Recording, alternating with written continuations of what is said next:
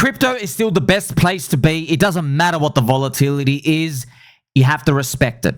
That's why we do spot altcoins, friends. Everybody who enters the land of leverage, first, they get tempted with some wins. That's always what happens, because when you start to hear about it, usually everybody else is hearing about it too, which probably means things are on the rise up. But then eventually nobody has an off button that they know how to press at the right time, and everybody ends up becoming a statistic like everything else. You find out 1 to 5% of people actually have more money in their account in 12 months after opening a leverage trading account or any of the margin platforms out there. But I want you to respect crypto the way I respect you. And what we're going to do is, first, we're going to crank it, because crypto is still the place to be. Stocks, mogged. Gold, mogged. Oil, mogged. Bonds, mogged. Currencies, mogged. Every other asset class, mogged. Don't take my word for it. Look at the chart. Just look at this chart, look at this graph. Here, look at these tables. So, if you look at the right-hand side, friends, thank you to Sharbil. My friend Sharbil, he made this, friends. He always posts these lovely charts out. He's a very nice gentleman. He's always been bullish on the stock market for the past 10 years as well. A lot of the stock market guys, friends, sometimes I'll reply to them. I'm like, bro, what are you doing in stocks? Get out of that Johnson & Johnson baby bum powder. Bitcoin, we're killing it. And then they'll end up either replying to me, or someone will send me a message that, hey, this person here replied to you in his video. He's basically said, yeah, I'm in crypto. I just can't talk about it much. Because they're from the old guard. Because they have a lot of boomers. They still see Bitcoin as, and crypto, they see it as for drug launderers, past drug addicts, future drug addicts, and just, the crackheads of society. And I'll say, you got that right. That's absolutely 100% true. Thank you. Now, what's the problem here? Look at the growth rates. Look at the growth rates, my friends. This is annualized, okay? Annualized means over the past, so look at the years, right? We have 2011 to 2025. So it's going to give you the average, the percentage growth rate if you just held that whole time. Well, or every year, how much was it growing, compounding, okay? This is past 15 years. Now, 15 years for Bitcoin is a bit of a cheat mode, because we all know Bitcoin's not doing anything what it did in the past. We know that, man, because the market cap's bigger. But it's interesting, isn't it? I want you to have a look at Bitcoin, friends. Bitcoin is the absolute gargantuan winner here at 141% annualized. Wow. That's the past 15 years, 2011 to 2025. 141%. Now, the past 4 years of Bitcoin, it's about 67, which is still huge, because we're going to have a look at the other growth rates. Look what everyone else is getting, friends. Gold is 5.7%. Oh my gosh. That is poop. But gold fluctuates, friends. That's actually the long-term proper money supply rate. Okay, the average all around the world, that's all around the world, right? Not just one country, America, whatever, that's a big part. All around the world, it's about 6%. Okay, which is interesting because, see, gold is the true inflation rate. Interesting because if you check out the average inflation rate reported by every major world economy, they average out to 3. And you might say, Somi, does that mean we're all getting robbed blindly? Yes, my friends, yes, it is. Where does the other 3% of the money supply go? Welcome to the Cantillon effect. Welcome to the deep state. Welcome to the $21 trillion of black budget money missing. Welcome, welcome, welcome. That's where all the money goes. You don't ever hear about it because they go through some slippages and some Jamie Dimon backdoors. That's where it all ends up, okay? That's all you get with gold. Look at this, friends. This is EAFE stocks, okay? I don't know what it is. Looks poop. It's 6%. You got to remember, right? Friends, they're printing conservative 6%. You know what I mean? I'm not going to give the government conservatism because you don't know the true money they're printing, okay?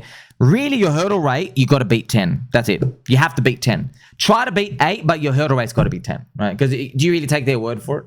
That they're printing, we're only printing 2.5. No. The real number's around 8 to 10. So every time you see a number here that's below 8, automatic failure. Failure, which means you're losing to the money supply, okay? So look at this. Emerging markets, 3%. Oh my gosh, that's absolutely trash. Emerging markets, they're like second world countries, like Brazil and other countries here. Look at these other growth rates as well, friends. If you go look at the NASDAQ is growing at 18% per year. Now, here's the thing, right? It's a bit of so the thing is when we go, it includes 2011, and that was the midst of the GFC. But you give it to it. You give it. The NASDAQ's actually cranking it. NASDAQ's cranking it 18%. This number, 16%. This is growth stocks. The next one is convertible bonds. Don't worry about that. Here you have S&P, the SPY large caps, about 14% per year. It's still trash, by the way. But look, that's why if you're in the world, like, you have to have the S&P 500. You just got to have stocks. You got to have Nasdaq and the stocks. You have to. That's like, if you're not in crypto, that's the only thing winning on average over the long run. You know, you also have some mid caps and small caps here. Still rubbish for the risk you take out here. So you see, like, man, you're not even getting that much. If they're printing 8% per year and you're getting 10, man, that means you're just making 2% per year. Your gain. That's friends, that's not good enough, right? That's why Bitcoin and crypto, absolutely gargantuanly huge, 140%. Like I said, it's not 140% anymore. It's more like 67%, but 67 is way bigger than 10. Just to give you an idea, right? So, friends, if I do, let's use a number of 8%, okay? They're printing 8%. If you do 8% over the next 5 years, all right, you get a number of 1.46. What does that mean? That means, you know, if some steak costs $100 at a restaurant, okay, if it costs $100, in 5 years, it's going to cost $147. Yeah, in 5 years, because it's growing at 8%. Okay, now, that's why it's very important for you, if you have crypto, remember, you're not growing at 8% per year. I know altcoins and business cycles being pooped, but if you just grow the Bitcoin rate, 67. Okay. Now, obviously, in the next 4 years, it probably won't grow 67. It might grow only 40. But let's just do 60%. What does 60% over the next 5 years give you? It gives you 10x. Whoa, 10x. That's big. That's why it changes your life. The growth rates are huge. Let's do 40%. Okay, let's do 40%, friends. If you do 40% per year for 5 years, you still get a 5x, man. 5. Do you see how big that is? You get a 5x. Whereas if you're growing, let's do the stock market giving you 12% for 5 years. You do 1.12 of 5 years, you only get a 76% gain. You see that? So if you invested, you have $100 in 2 accounts, $100, it's going to buy your stake in 5 years. Another $100 is invested in S&P 500. The $100, right? It obviously can't. Let's say it's matched to the stake. The stake's going to be $146 in 5 years, but the S&P 500 investor, you'll get $176. It's still dog shit. You know, that's still rubbish. So 146, 176. If you're in crypto though, you have 500. 500. Do you see that? That's why crypto is amazing, friends. But there's a lot of volatility. There's a lot of unknowns. I know in crypto it's highly volatile. It's very tricky because it entices people to take very, very short time frames because they're like, oh, things are going down, things are going up. But actually what ends up happening is you end up wrecking yourself because of the slippage, because of this, how fast everything's moved. People do leverage. They obviously don't have an off button. You have to take the long-term view. The long-term view, things end up winning for you. What I got to do now, friends, is play some angel music just to smooth us over. See, that's why in crypto, a lot of people get fooled. They think, oh, it's moving so fast, so when it goes up, I should be able to buy the highs and make money. No, okay? You got to take a long-term view. Crypto as well, friends, we don't move in nice staircases the whole way. We don't do that. What we do is we go down and nowhere forever. Then we have what we call a step function, like a big smack up, okay? That's usually what happens. We don't like that. We don't choose that. It is what it is, okay? So you have to do your best to navigate a world like that. But which altcoins to buy? You know, everyone's always got that question. The best altcoins to buy are the ones that help you sleep at night. I know it's a generic comment. I know, you know, if everyone wants to hear top 10 coins to make you a trillionaire and a billionaire. You know the ones I like. I keep talking about them. I try to cover as much as I want, but I don't know where anything's going for sure. No one does. No one does. The ones that help you sleep at night. Everyone's got their own idea of what a portfolio is. It's tough, friends. If you want financial advice, go speak to a financial advisor. The problem is until you get out of crypto. You know what I mean? So a financial advisor will keep you as poor as they are. Yeah, so that's just it, man. You want to take the risk? That's the only way. That's the only way to smash them. If you want to make the most money, then find the high growth altcoins and research the community enough so that your risk lowers down. Yes, yes, and yes, okay? Most people, friends, how they classify risk is a lot of mid-curvers. There's cryptos full of mid-curvers, especially on Twitter, especially everyone who does leverage trading. Their risk is the price goes down. No, okay? That's not... That's Warren. That's university professor, nerd guy teaching Keynesian economic version of risk. Their risk is our price fluctuates, right? I want to tell you something, friends. If someone owns a house, okay, and then let's say I own the house next to you, all right, and then you own your house, and let's say I've literally lost my mind. Let's say the houses industry, let's say they're $100,000, okay? It's 20 years ago, $100,000. Let's say I've got a big gambling problem and I need $10,000 to pay off my debt, or let's say the mafia gang is going to kill me. So what I do is I liquidate my house. It's worth 100. I sell it for $10,000. I need the cash tomorrow. Imagine that. Well, the price volatility is through the roof now. If you chart this according to some university nerds, they'll go, oh my gosh, the price volatility of the home is too risky. Okay, so here you have, friends, let's go. You have two homes. What we'll do is we have two homes here, right? Your one is worth 100K and my one's meant to be 100K. But what I do is I'm like, you know what? I'll take 10. All right, I've got a gambling problem. I don't want to die. I'll take 10K. Well, so what ends up happening is that's the last traded print, you know? So if you're looking at this, someone in the home, right? So here's a chart. What we'll do is we'll just draw like this rectangle chart. If you were to chart it, right?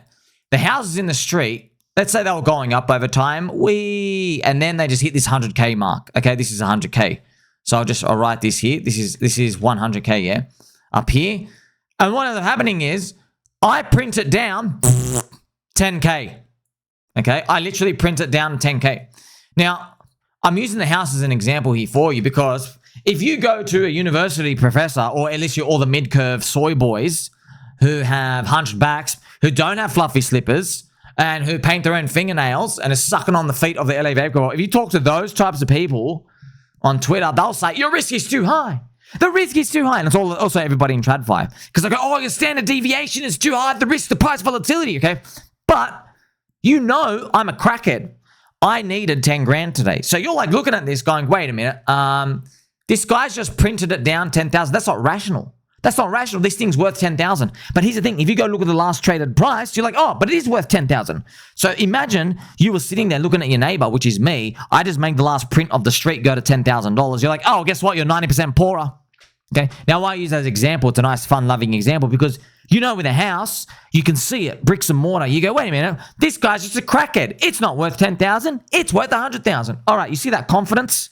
Why don't we have that with crypto or stocks? We don't.